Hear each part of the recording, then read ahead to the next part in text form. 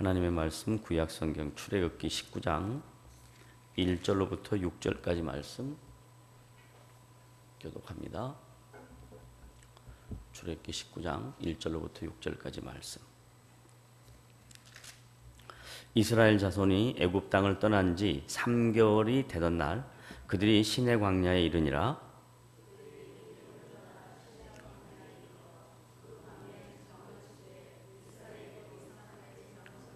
출애굽기 19장 3절입니다. 모세가 하나님 앞에 올라가니 여호와께서 산에서 그를 불러 말씀하시되 너는 이같이 야곱의 집에 말하고 이스라엘 자손들에게 말하라.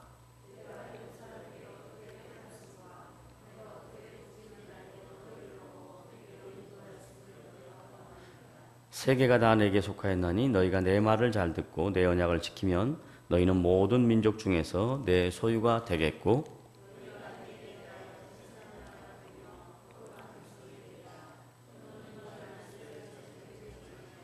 아멘. 동일한 본문으로 3번 연속 함께 말씀을 나눕니다. 첫 번째 내용은 하나님께서 이스라엘 백성을 애굽에서부터 해방시켜 구원해 구출해 내어 하나님이 지시하는 땅 가나안 땅에 이르는 여정 가운데 오늘 이 시내산에 당도했을 때 3개월 정도밖에 시간은 지나지 않았지만 3개월 동안 하나님의 이적을 바라보며 하나님의 놀라우신 구원 행위와 역사를 체험했던 이스라엘 백성들의 신앙의 자세가 그들의 삶 속에 어려움과 문제가 부딪히면 불안해하고 두려워해하고 하나님을 원망하는 그런 연약한 모습을 보이더라.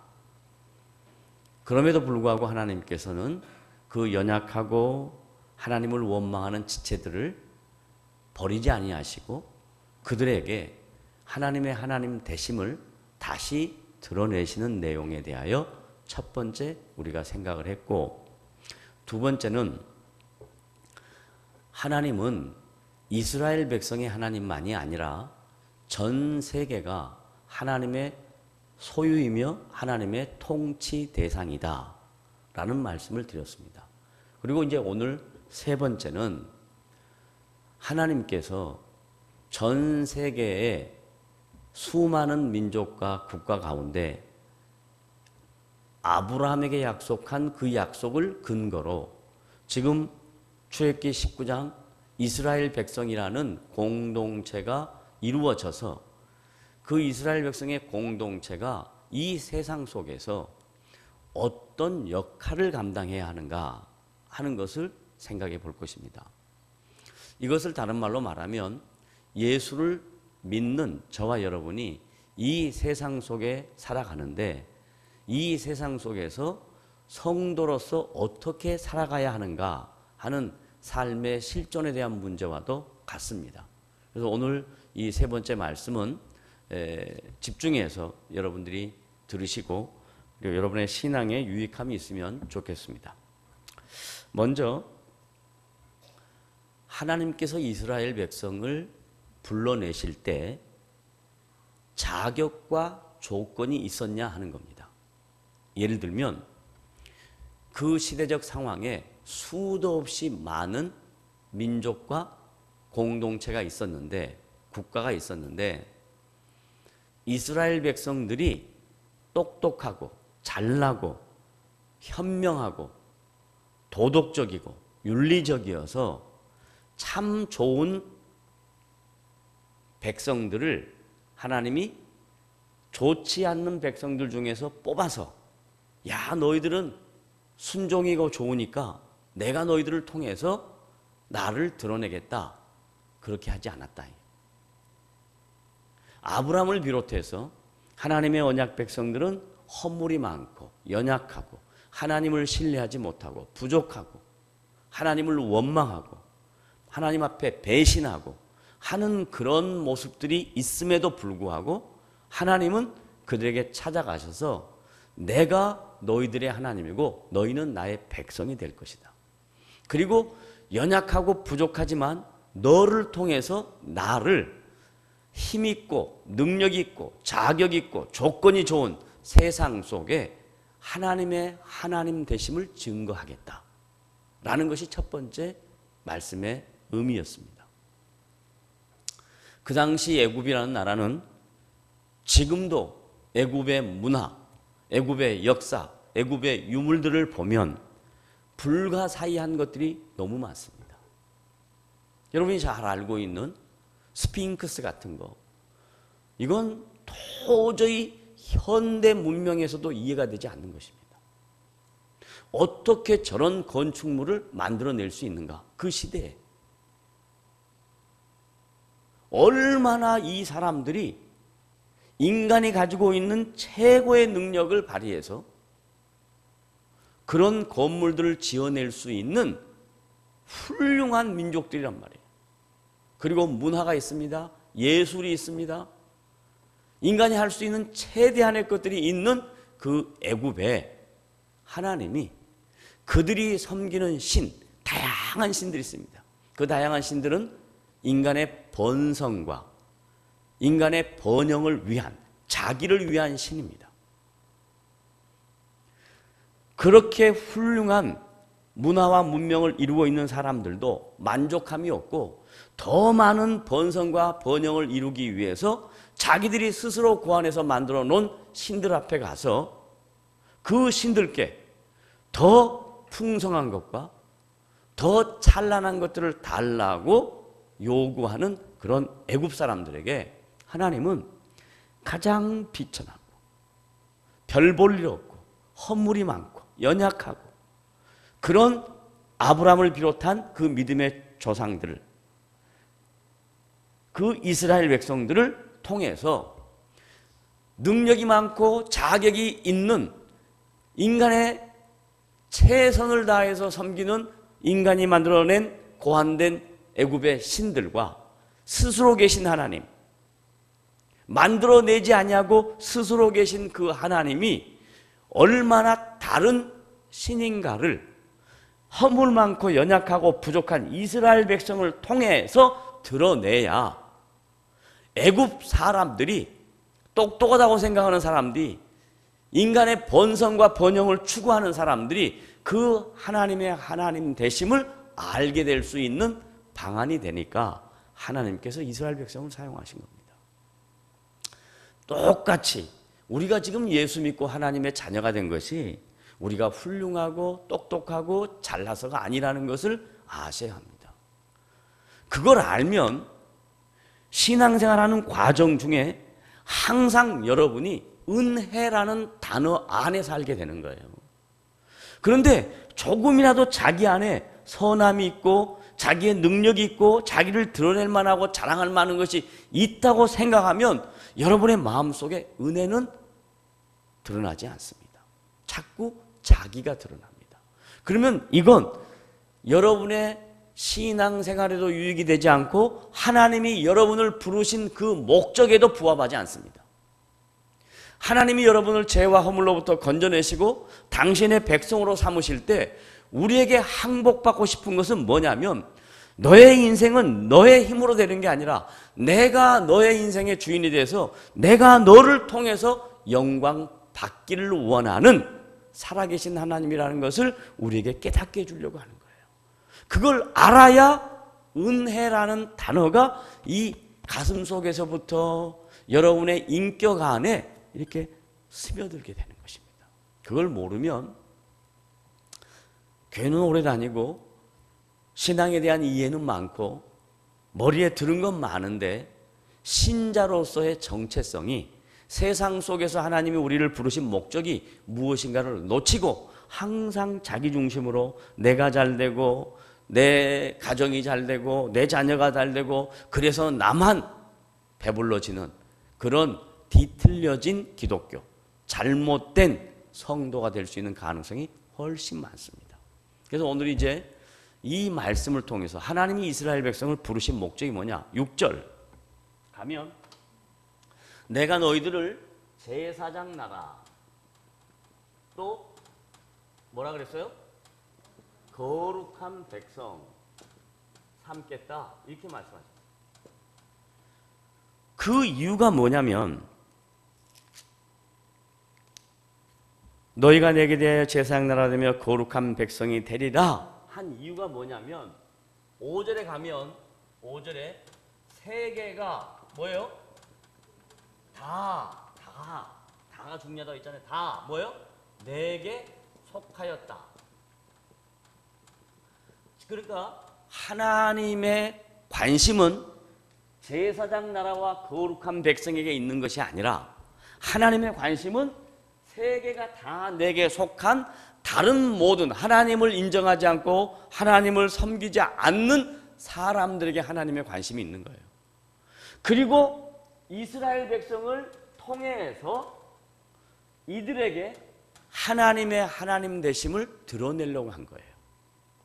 그래서 그들에게 요구하는 게 제사장 나라고 거룩한 백성이에요. 그러면 여러분들이 생각할 때 제사장 나라라는 말이 뭔 말인가? 제사장이란 말이 뭔 말인가? 그러면 여러분 대부분 이렇게 생각할 겁니다. 제사장 하면 백성들의 죄를 대신해서 그 백성들 앞에 하나님께 나아가는 종교적 영매자, 영적인 중매자 이렇게 생각을 할 겁니다. 그게 틀린 말은 아닙니다만은 더 넓은 의미의 제사장이라는 개념이 있습니다. 제사장은 자기를 위한 게 아니라 자기를 통해서 그분을 전달하는 도구에 불과하다는 것을 알아야 이게 제사장인 겁니다. 근데 제사장을 잘못 인식하면 너희들은 허물이 많고 죄가 많은데 그 허물 많고 죄 많은 것을 내가 대신해서 그분께 나아가는 영매자가 된다라고 생각하면 여러분이 자꾸 다른 사람보다 더 우월한 사람인 걸로 착각을 합니다. 그게 아니라 제사장 나라라는 말은 뭔 말이냐면 내가 다른 사람을 위하여 하나님의 하나님 되심을 증거하는 도구로, 통로로 나를 지금 사용하고 있다 이 말이에요. 그러니까 여러분 자신은 중요한 게 아니에요. 그 통로가 되면 자연스럽게 하나님이 마태복음 6장에서 예수님이 하신 말씀처럼 너희는 먼저 그의 나라와 의를 구하라. 그리하면 이 모든 것을 너희에게 더하리라. 너희들이 그 통로만 되면 너희들의 모든 것들은 내가 책임진다. 살아계신 하나님이 책임진다. 그것이 전제되어 있는 겁니다. 근데 우리는 그 제사장 나라에 대한 개념을 자꾸 착각합니다. 내가 다른 사람보다 선해야 되고 내가 다른 사람보다 도덕적이어야 되고 윤리적이어야 되고 그리고 영적이어야 되고 그래서 내가 저들에게 다른 모습으로 비춰져야 된다라고 생각하는데 그게 아니라 하나님은 당신의 나라를, 당신의 구원 역사를 드러내는 일로 우리를 통해서, 우리를 도구 삼아서 하나님의 하나님 되심을 드러내는 겁니다. 왜냐하면 가만 생각해 보세요. 아까도 잠깐 이야기했지만 애굽이라는 나라, 그때 당시 애굽이라는 나라의 영향력을 한번 생각해 보세요. 애굽 군대 그리고 애굽의 문화, 애굽의 신 이런 것들은 그 시대적 상황에서 어느 것과도 견줄 수 없는 막강한 힘을 갖고 있었습니다. 그런데 이게 중요한 게 아니란 말이에요. 애굽의 군대 때문에 이스라엘 백성들이 광야 생활하는데 걸림돌이 되지 않았단 말이에요. 애굽 군대는 완전 무장한 지금 같으면 핵무기를 수도 없이 장착한 병거가 600승인 여기서 말하는 병거는 말에다가 여러분 영화 같은 거 모세 10개 이런 영화 보잖아요. 그러면 말에다 이렇게 붙여가지고 가는 그런 병거입니다. 600승입니다. 그런데 이스라엘 백성들은 애굽에서 나올 때 아무것도 갖고 나온 거 없어요. 광야 생활할 때 무슨 전투력을 전쟁 준비를 한 거 아무것도 없어요. 그런데도 불구하고 애굽 군대가 이스라엘 백성을 못 물리치잖아요. 그 애굽의 찬란한 문화가 광야 생활에서 뭘 가르치고 뭘 배웠겠습니까? 그들이 가르치고 배운 건 하나님의 하나님 되심 그거 외에는 아무것도 배운 게 없습니다. 하나님이 어떤 분이냐 이것만 배운 거예요. 그런데도 불구하고 애굽의 세상 문화가 하나님의 백성들의 문화를 점령하지 못하는 거예요. 그 다음에 애굽의 신이 인간들이 얼마나 섬세하고 공교하게 고안해내서 만든 신이 있겠습니까? 하나님 눈에 보이지 않습니다. 그들의 모든 신들은 눈에 다 보입니다. 정말로 막 웅장하고 거대하고 대단한 그런 인간이 공교하고 섬세하게 만든 신들이 있습니다. 그런데 그런 신들이 눈에 보이지 않는 하나님 앞에서 꼼짝을 못합니다. 그걸 하나님이 누구를 통해서 나타내 보이냐? 이스라엘, 너희들이 제사장 나라를 통해서 너희들을 통해서 내가 어떤 하나님인가 좀 드러내라 라는 겁니다. 자, 그렇다면 이건 이제 구약의 얘기고 신약에서는 어떻게 얘기하냐? 베드로전서 2장 9절에 가면 똑같은 말씀이 있어요. 너희는 다 같이 시작. 너희는 다 같이 시작. 다시 너희는 다 같이 시작. 너희는 왕 같은 제사장들이요. 그 다음에 거룩한 나라요. 그 다음에 다시 시작. 너희는 왕 같은 제사장들이요. 그 다음에 택하신 족속이요. 그 다음에 빨리 찾아요. 아, 나 정말 똑같은 얘기를 수도 없이 해도 정리가 되지 않는. 찾으셨어요? 찾으셨으면 다 같이 해봅니다. 시작. 오직 너희는 택하신 족속이요 왕 같은 제사장들이요 거룩한 나라요 그의 소유된 백성이니 이는 너희를 어두운 데서 불러내어 그의 기이한 빛에 들어가게 하신 자의 아름다운 덕을 선전. 자, 보세요. 잘 보세요. 구약 그림, 다이아그램을 그립니다. 이거 신약입니다. 이거 구약이 예수님 오시기 전에 이 큰 원은 세 개입니다. 세 개. 그 안에 작은 원은 뭘까요?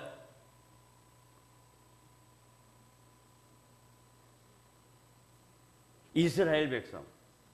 이스라엘 백성. 이스라엘 백성. 구약에서는 예수님이 오시기 전에 이 큰 세계 속에 이스라엘 백성들의 역할은 뭐냐? 아까 뭐라 그랬어요? 제사장 나라와 거룩한 백성이 되라 그랬잖아요. 너희들 능력으로 된 거 아무것도 없다. 너희들의 힘으로 된 거 아무것도 없다. 그것을 이스라엘 백성이 전 세계, 특별히 애굽, 그 시대 최강대국 사람들에게 보여주면 그걸 본 애굽을 비롯해서 주변에 있는 수도 없이 하나님을 알지 못하는 사람들이 이 안에 어떻게 들어와? 어떻게 해요? 몇 명이 소수가 들어옵니다. 그게 마태복음 1장의 예수님의 족보입니다. 그 마태복음 1장에 나타난 이방 여인들이 있어요? 없어요? 몇 명이 나와요? 아버지 몇 번이나 가르쳐 줬는데. 자, 마태복음 1장 가봐요. 뭐 보고 합시다. 보고.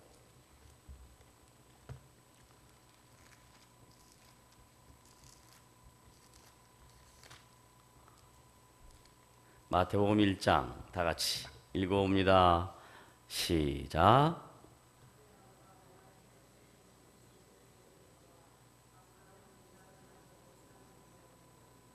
야고본 유다와 그의 형제들 낳고 유다는 다말 동그라미. 그 다음에 또 쭉 내려가 보세요. 누가 나와요? 5절 라합 동그라미. 그 다음에 바로 뒤에 보아스는 누구? 룻 동그라미. 그 다음에 우리아의 아내 동그라미. 저를 보세요. 이 네 사람이 유대인들이 아닌, 자, 이스라엘 백성이 아닌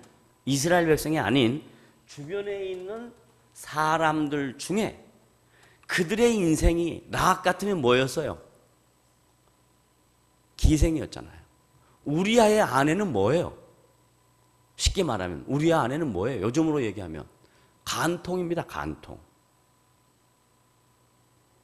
성경에 이런 얘기를 기록한 이유는 하나님의 구원 역사는 인간의 기준과 다르다라는 겁니다.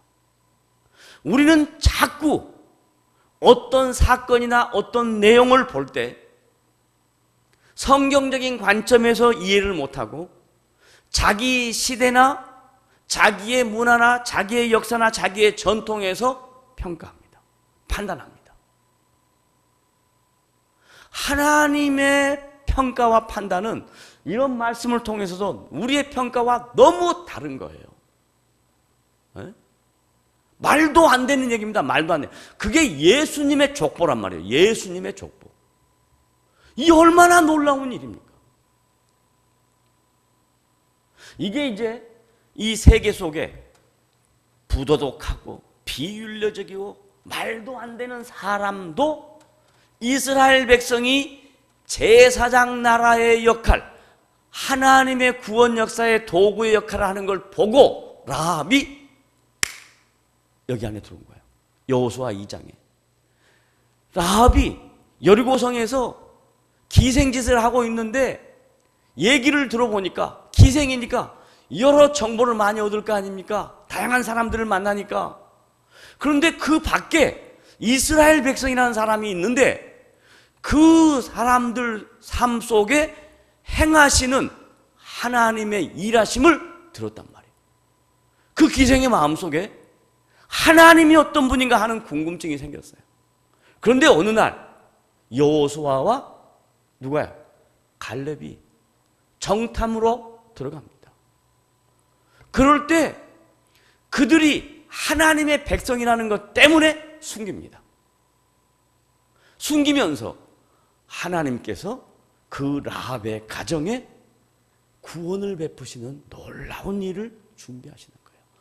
그러니까 그가 행했던 일, 그의 인생사가 어떤 인생사였든지 하나님은 그 타락한 인생을 구원하시기 위하여, 그 라합과 그의 가정을 구원하시기 위하여 여호수아와 갈렙 그리고 정탐꾼들을 통하여 하나님의 구원 역사를 이루어내고 예수님의 족보 안에 그의 이름을 세세토록 오고 가는 모든 백성들이, 예수를 믿는 모든 백성들이 듣도록 라합이라는 이름을 이 성경 예수님의 족보 안에 기록해 놨단 말이에요. 그래서 구약은 하나님의 구원 역사가 어떻게 이루어지냐면 다 이스라엘 백성 안에 어떻게 된다고요? 들어온다고요. 들어와. 이게 소수예요. 소수. 뭔 수? 소수. 그러니까 어떤 사람이 저보고 그래요. 목사님 소수점에 0. 얼마예요? 퍼센테이지가. 그게 아니고 작은 무리가 들어왔단 말이에요. 그런데 신약에서 예수님이 베드로 전서 2장 9절에서 뭐라고 이야기하냐면 오직 너희는 택하신 족속의 왕같은 제사장이여 거룩한 나여 그의 소유된 백성이 이는 너희를 어두운 가운데서 불러내어 그의 기이한 빛에 들어가게 하신 자의 아름다운 덕을 프로파겐다, 선전.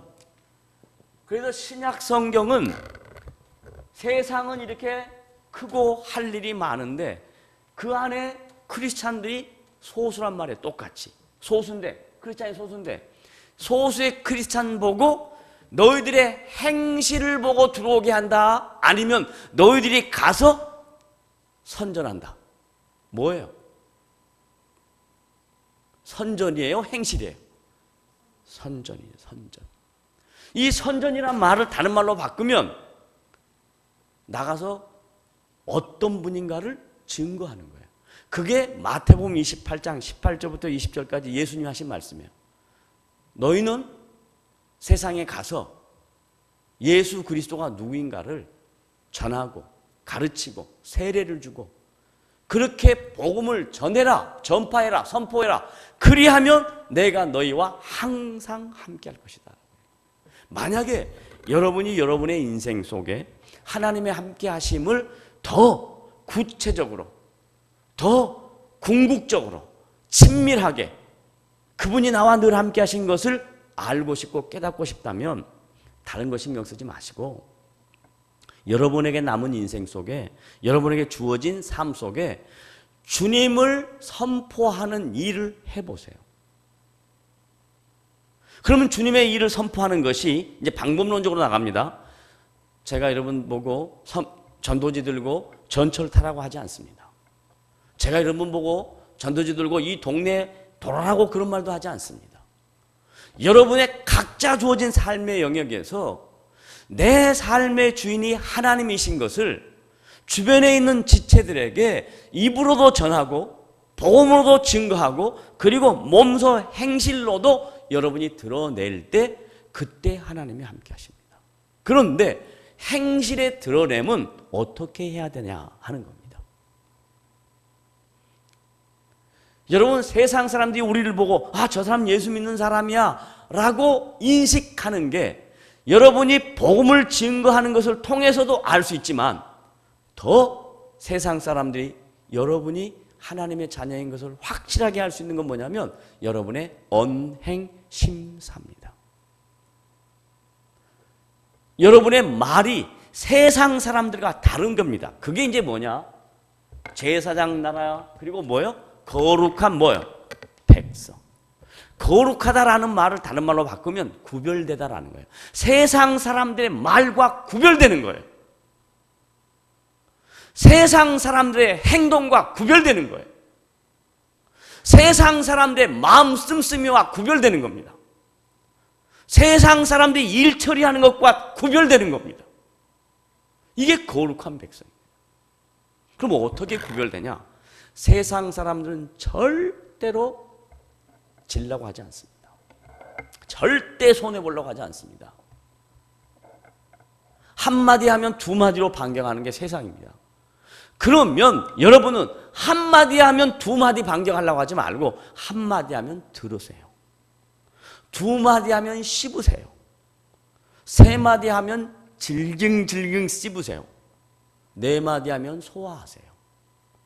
이런 훈련이 되어야 여러분이 거룩한 백성이 되는 겁니다. 누가 여러분에게 뭐라고 하면 거기에 그냥 바로 반응해서 그냥 나가면 세상 사람하고 다를 게 아무것도 없습니다. 행동 역시 마찬가지입니다. 생각하는 것 역시 다른 겁니다. 어떻게 일을 바라보는가 하는 것 다른 겁니다. 그래서 하나님은 성도에게 뭘 요구하냐? 아름다운 덕을 선전하는 사람이 되어라 라고 이야기합니다. 요즘 가끔 막 빵빵거리고 막 자전거 타고 오토바이 타고 막 차가 다니고 그래서 저게 뭔가 그랬더니 저 백석동에 가면 뭔 나이트 있죠? 모르는 것처럼 하지 말고 궁전 나이트 쫙 가면 막 빡막으로 난리를 해. 세상은 그렇게 합니다. 왜요? 수익을 내기 위해서. 여러분이 조금이라도 그런 것을 보고 내가 그리스도를 위하여 주님의 나라를 위하여 과연 나는 한 번이라도 세상 사람들 앞에 제가 여러분들에게 무슨 뭐 띠를 채워갖고 다 다니면서 그렇게 하자 그런 거 안 하잖아요. 그런데 정말로 본질적으로 하자면 그렇게 해야 됩니다. 그런데 왜 그걸 안 하냐? 그게 너무 식상한 거예요. 지금 우리가 1930년대에 신앙생활 하는 게 아닙니다. 1930년대는 사람들이 몰랐어요. 예수가 누군지, 교회가 뭔지 몰랐어요. 그러나 지금은 세상 사람이 성도보다 교회를 더 많이 알아요. 잘못된 가치관으로 교회를 합니다. 그러면 여러분이 세상 사람들하고 딱 대화하면 100% 집니다. 너희들 이런 거 문제잖아. 그러면 자기도 문제라고 생각하고 있기 때문에 거기에 대해서 말을 못해요. 가르쳐 드릴게요. 교회 문제잖아. 그러면 뭐라고 이야기해야 되냐면 맞아, 문제야. 그러니까 가는 거야. 문제 아니야. 문제 없어. 이건 틀린 거예요. 문제야. 그러니까 가는 거야. 왜냐하면 내가 너무 문제이기 때문에 그래서 내가 교회 가서 하나님의 말씀을 들으면서 내가 변해 보려고 노력해가는 과정이야. 이렇게 하셔야 됩니다. 지금의 전도 방법은 제발 이런 소리 하지 마세요. 남산교회 좋아. 좋긴 뭐가 좋아? 우리 목사님 설교 잘해. 무엇 말 대도 하는 소리 하지 말고. 이런 걸로 하면 안 됩니다. 우리 문제 있다. 우리 연약하다. 우리 허물이 있다. 그러나 허물이 있는 것을 인정하고 문제 있는 것을 인정하고 잘해 보려고 노력하는 중이다. 같이 해보자. 이렇게 해야 됩니다. 제발 신앙에 대한 오해를 하지 마십시오. 교회에 대한 잘못된 편견을 갖지 마십시오. 목회자에 대한 막연한 기대를 갖지 마십시오. 다 까놓고 보면 다 거기서 거기입니다. 그러나 하나님이 역할을 맡기셨습니다. 그 역할을 감당하는 겁니다. 그 역할을 감당하는 게 힘들어도 그 힘든 과정 속에 한 걸음 또 가고 한 걸음 또 가고 하는 겁니다. 그럴 때 하나님이 일하십니다. 저는 그런 마음으로 여러분들에게 말씀을 가르치는 겁니다. 내가 여러분하고 다르다가 나는 얼마나 어떤 사람인가 이런 얘기하지 않습니다. 여러 가지 삶의 현장에서 실수할 수 있고 잘못할 수 있고 연약하고 허물이 있을 수 있다. 그러나 오늘도 그분의 은혜를 바라보고 또 한 걸음 갑니다. 또 한 걸음 갑니다. 아버지 도와주세요. 이런 마음으로 여러분들이 다른 사람 앞에 비춰질 때 그 사람들이 여러분들을 보고 아, 하나님의 아름다운 덕이 드러나는구나.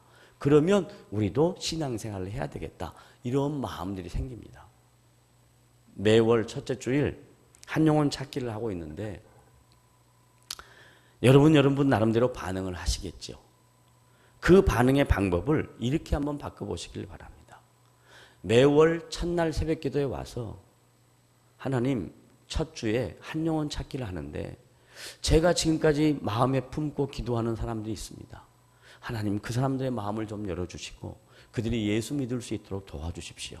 이런 마음으로 여러분이 자꾸 생각을 바꿔보고 모아보고 같이 기도하고 그러다 보면 하나님께서 그 놀라운 구원의 역사를 그분이 친히 이루시면서 여러분을 도구로 사용하신다는 걸 믿으셔야 합니다. 하나님 나를 도구로 삼으십시오. 자, 정리합니다. 출애굽기 19장 1절부터 6절까지 세 번 얘기를 했는데 첫 번째는 하나님이 그렇게 놀라운 구원 행위를 베풀고 이스라엘 백성을 애굽에서 속박으로부터 건져내서 놀라운 이적을 봤음에도 불구하고 3개월이라는 짧은 시간 속에 자기들의 인생에 장애물이 생기고 문제가 생기면 원망하더라 안 하더라? 크게 대답하세요. 원망하더라 안 하더라? 하더라. 하는데도 불구하고 하나님이 이스라엘 백성을 버리더라 안 버리더라? 안 버리더라. 두 번째, 하나님은 이스라엘 백성이 하나님이 아니다. 전 세계가 하나님의 통치 안에 있고 하나님의 소유다. 그런데 이스라엘 백성을 그 가운데서 불러냈는데 똑똑해서 불러냈다? 아니다. 아니다. 능력이 있어서 불러냈다? 아니다. 아니다. 자격이 있어서 불러냈다? 아니다. 아니다. 그러면 뭐 하려고 불러냈냐? 제사장 나라와 거룩한 백성이 되라고 불렀다. 제사장 나라는 뭐냐? 하나님의 구원의 통로다. 거룩한 백성이 뭐냐? 세상 속에 우리가 살고 있는데 하나님을 알지 못하는 세상 사람들의 가치관과 우리의 가치관은 달라야 된다. 뭐가? 언, 행, 심, 사가 달라야 된다. 그럴 때 하나님이 우리를 통해서 일하신다 이 말이에요.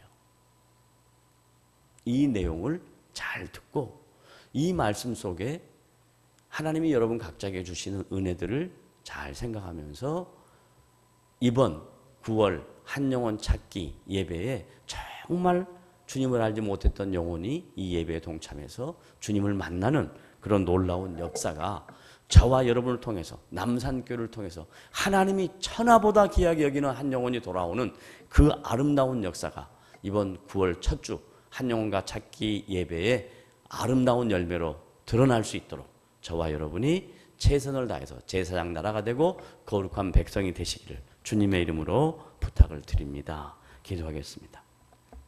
하나님 아버지 감사합니다. 오늘도 주의 말씀을 함께 나누었고 이 말씀의 의미들을 깊이 묵상했습니다. 묵상한 것들이 우리의 삶에 적용되게 하시고 열매로 맺어질 수 있도록 은혜를 더하여 주시옵소서. 9월 첫째 주 한영과 찾기 예배에 하나님께서 행하시는 구원 역사를 우리를 통해서 이루기를 원하시니 이 일에 거룩한 통로가 될 수 있도록 인도해 주시옵소서. 예수님의 이름으로 감사하며 기도드리옵나이다. 아멘.